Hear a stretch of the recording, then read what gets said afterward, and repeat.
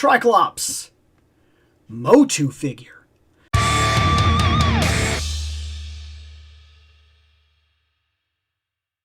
It's been a while. For some reason, MOTU has not been winning the votes. Like, it's just the way that it is.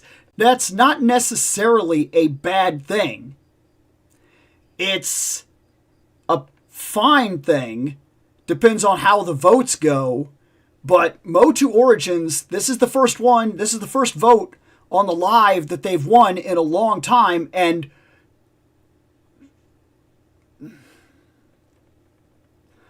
the fact that it turned out to be this one, I'm going to tell you why I bought this one. I needed a Tri-Klops for the, oh my gosh. The flying skeleton ship. My mind is not working today.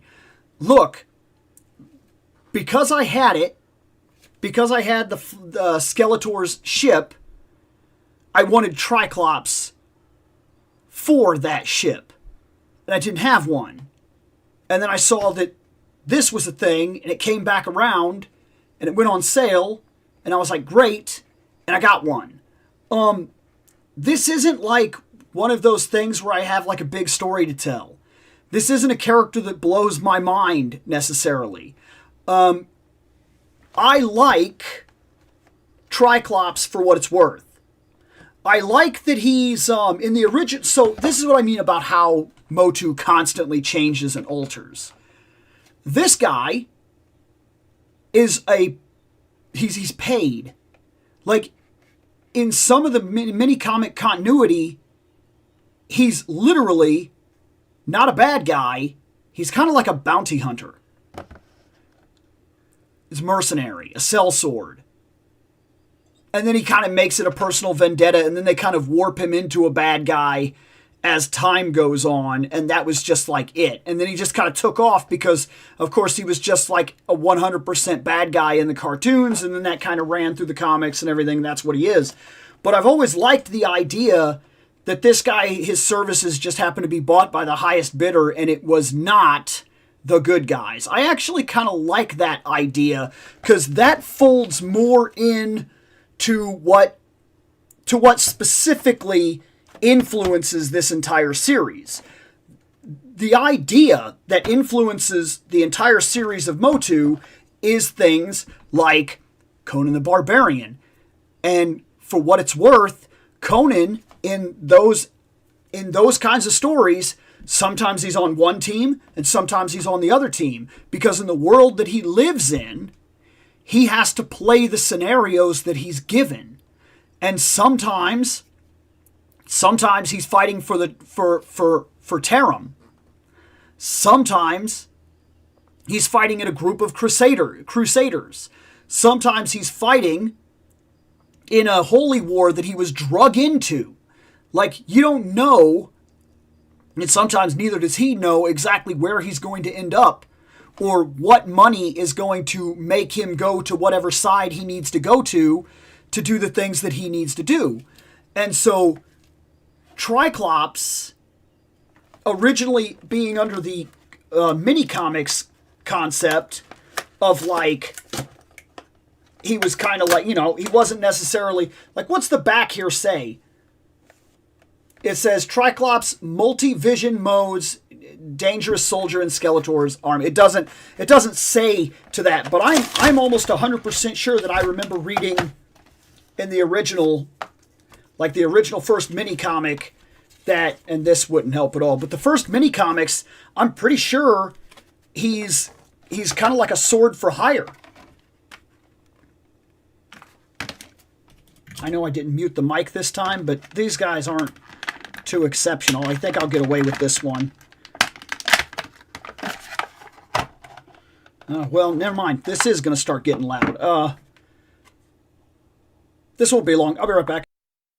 Okay, and while I was taking him out, his head popped off. MOTU toys are trash. Don't even bother buying them. We'll never open another one ever again. No, it's... There. I like his sword for what it's worth. It's standard, but it's cool. It's very broad sword kind of idea, or rather long sword kind of. His armor is fine. He's fine. He's got that little gimmick. This guy is not blowing my mind because I've seen better versions of him at this point. Like, here's the thing about the way the show works. Because right now we do a lot of lives, and those lives, a lot of the votes and whatnot are determining what's getting opened. So, when I bought this guy, I was probably in a very different state of mind. Now he's sat here for a very long time.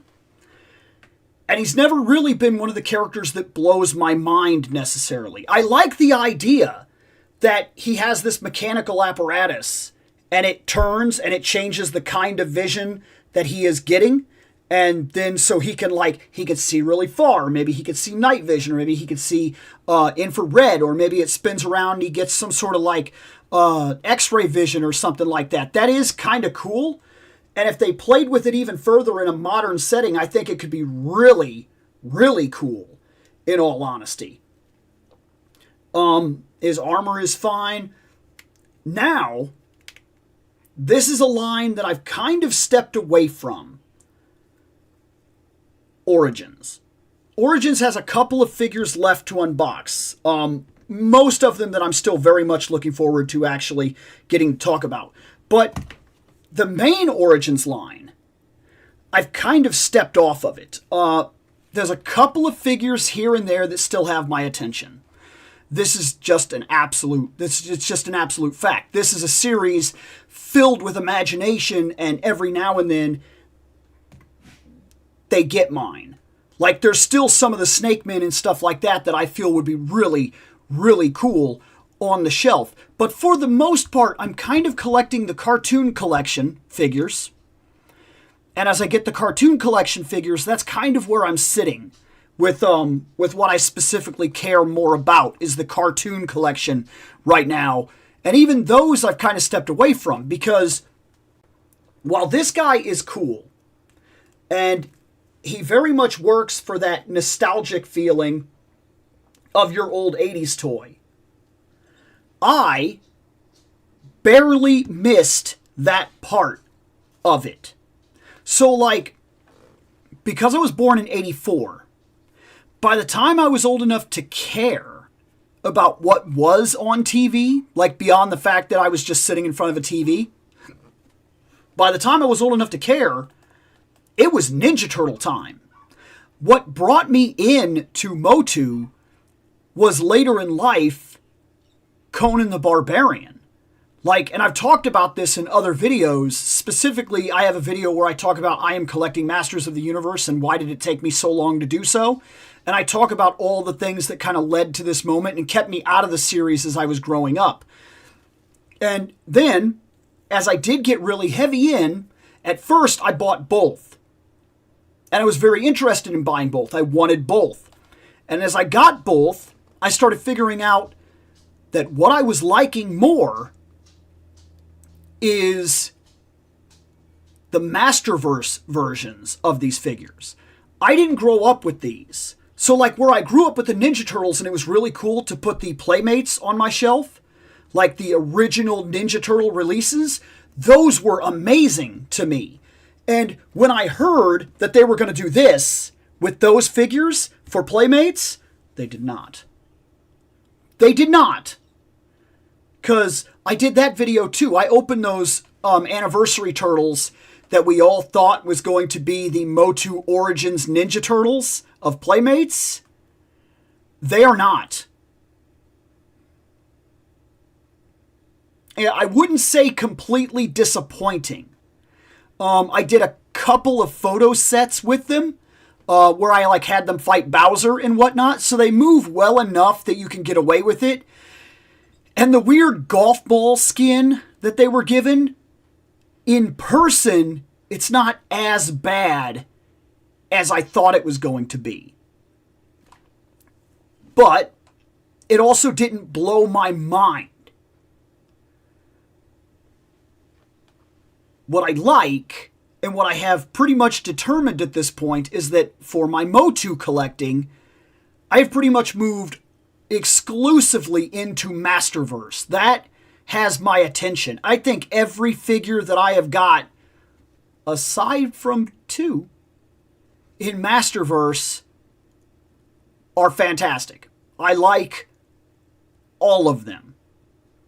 All of them. Even when it feels like I'm buying the same figure 6, 7, 8 times in a row, I like all of them. Not necessarily true with Origins, and I started figuring that out. Origins has one flaw. I know that I talk about reuse. And I talk about how, for the most part, reuse doesn't bother me because I understand that reuse is a thing and every toy line does it. But how you do it can matter. When you sell solid black He-Man, kind of blue He-Man, really blue He-Man, brown hair He-Man, regular He-Man, He-Man with different chest belt, guys. Come on. That, anybody that collects those old toys, or these, and then complains about reuse, I'm sorry, your arguments are invalid at that point. Because talk about a line with reuse. This is He-Man with that head. Painted different. Now you could argue that's true for a lot of different figures. How you doing? No, come over here. Come here. And that's fine, because toys have a lot of reuse. There's nothing necessarily wrong with that. I usually am fine with it. But it started to take its toll here while I was noticing I bought 3 Tri-Klops in Masterverse, and seeing this Tri-Klops tells me exactly why I moved to Masterverse exclusive. I don't have a nostalgia connected to these figures.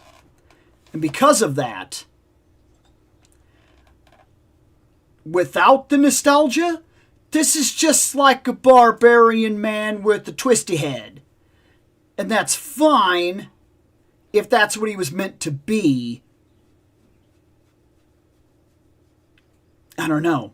Like, it's interesting to open this guy this late and feel how my opinion over time has definitely changed. But not so much about the other MOTU figures that I have on the shelf. Because I could easily take half those MOTU figures that are sitting behind me right now off the shelf, and I would have a lot to say about them.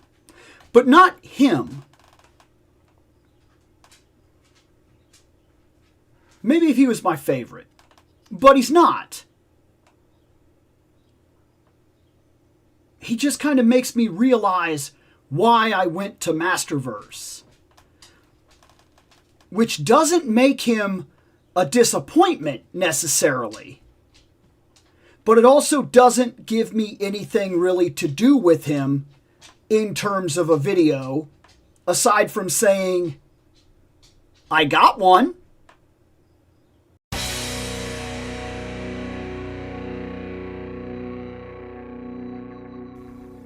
I have spoken.